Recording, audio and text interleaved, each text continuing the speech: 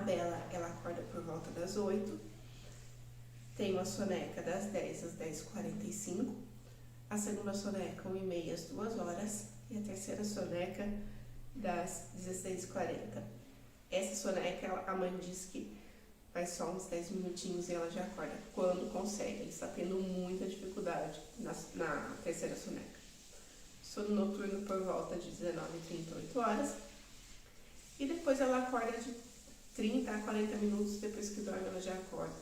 Depois de 1 em 1 hora ou de 2 em 2 horas.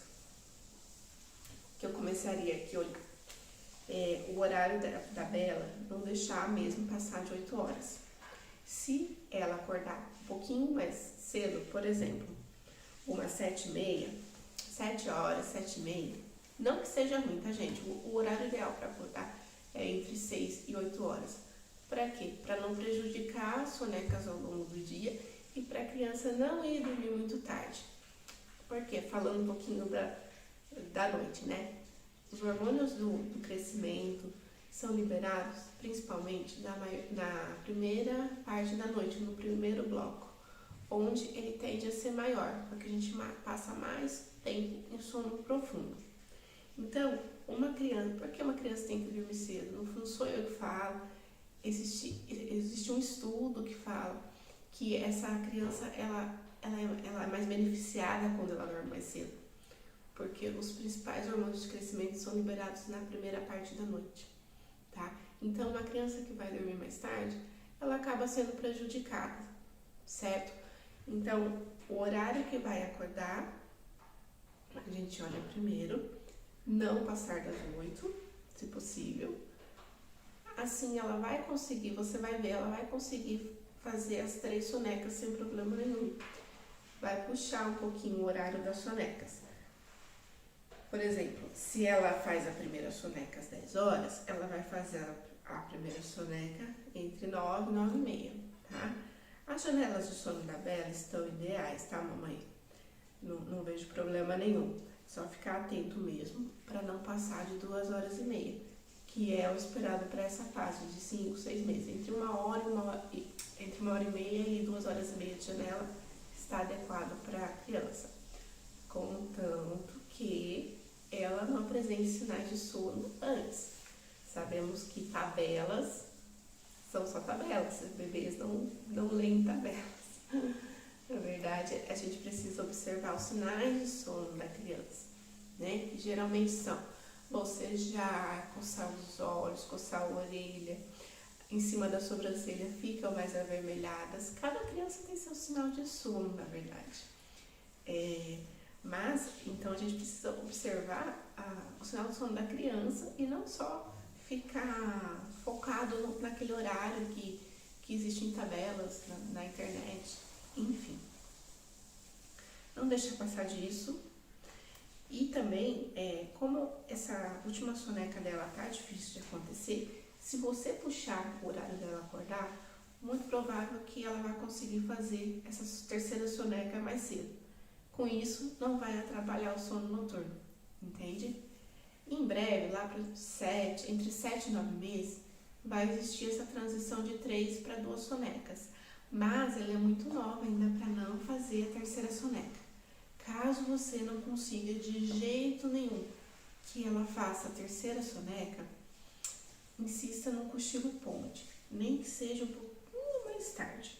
5 horas seria um horário bom para a idade dela, fazer um cochilo ponte. O que seria esse cochilo ponte? É um cochilo de entre 15 e 20 minutinhos, ou seja, a criança não entra em sono profundo, tá? Então, você desperta a criança antes, por isso é ideal que ele seja feito no colo mesmo. Pode ser amamentando, pode ser em sling ou no carrinho também, contanto que fique mais fácil de você acordá-lo, tá? E esse cochilo, ele não dá um ciclo de sono. Então, a criança não vai aguentar uma janela completa depois. Importante saber disso. Após um cochilo ponte, a criança aguenta uma janela menor. Por exemplo, ela que faz entre 1h30 e 2h30 de janela, provavelmente ela aguentaria 1h30, 2 horas no máximo, tá? Por que esse cochilo ponte serve? Ele é muito usado em transições de soneca, quando a criança está fazendo de 3 para 2, de 2 para 1, de 1 para nenhuma. É um break. Então a criança consegue dar uma quebradinha na pressão de sono e consegue chegar ao sono noturno sem estar exausta. Lembrando que é a pressão de sono ou a janela de sono. Vamos pensar numa bexiguinha. Quando a criança acorda, essa bexiguinha está vazia. Conforme vão passando as horas que a criança fica acordada, essa bexiguinha vai se enchendo.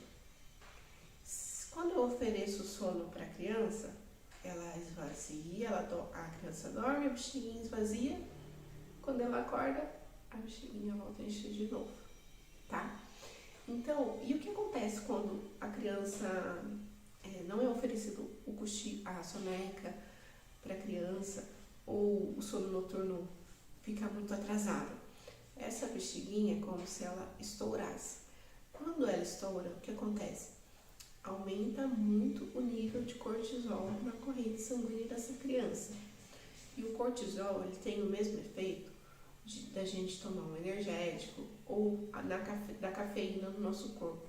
Nos deixa, cortisol deixa a criança muito alerta, muito ativo.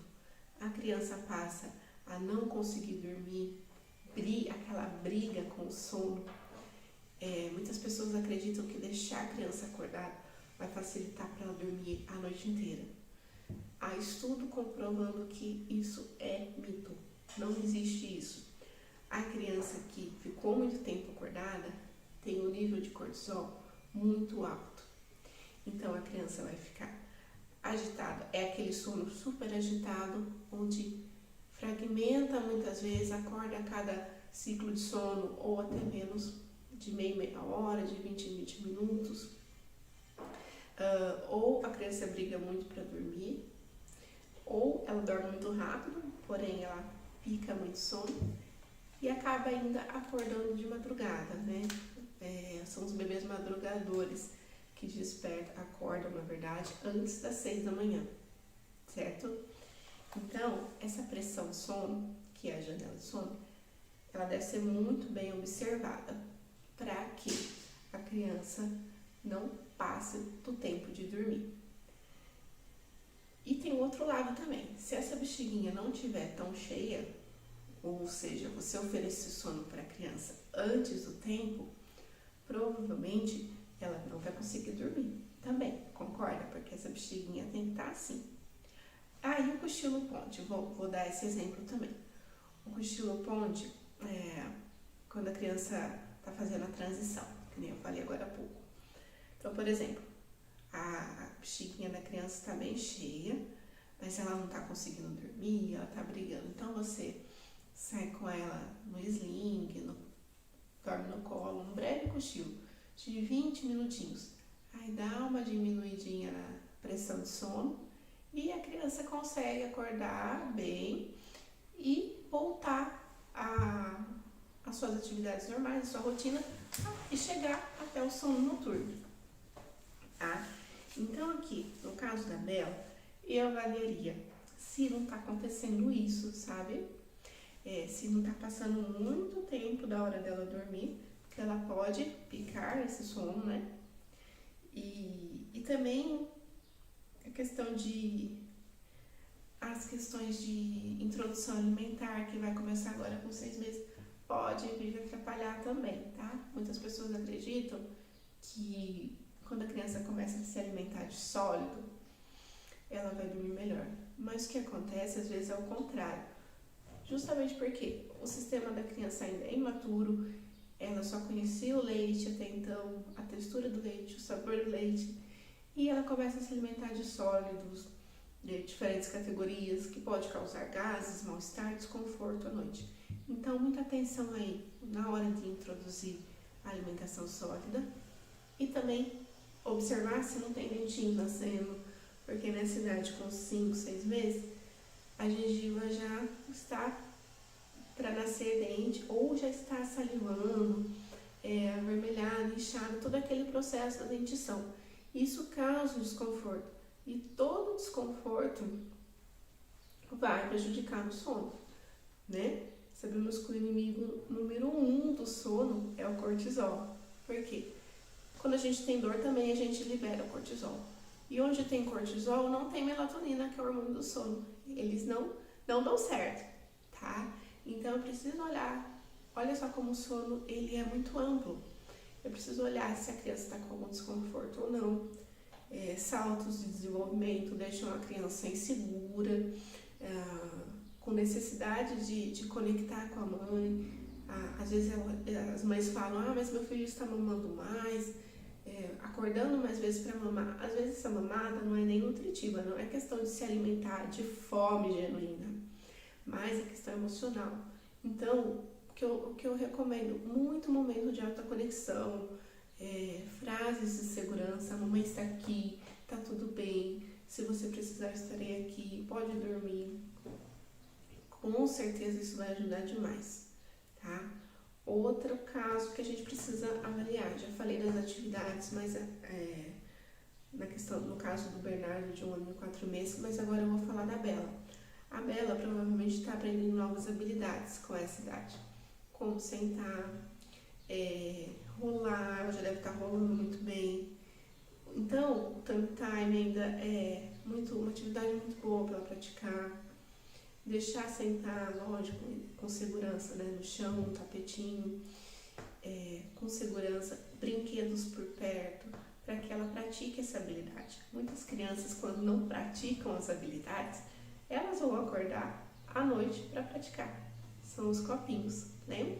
Então, eles têm que ter essa necessidade sensorial suprida para que eles não busquem isso durante a noite. A noite é feita para dormir. E é isso que a gente quer ensiná-los e também temos que proporcionar momentos de atividade, né, no momento certo, adequado, para que à noite eles durmam mais tranquilo.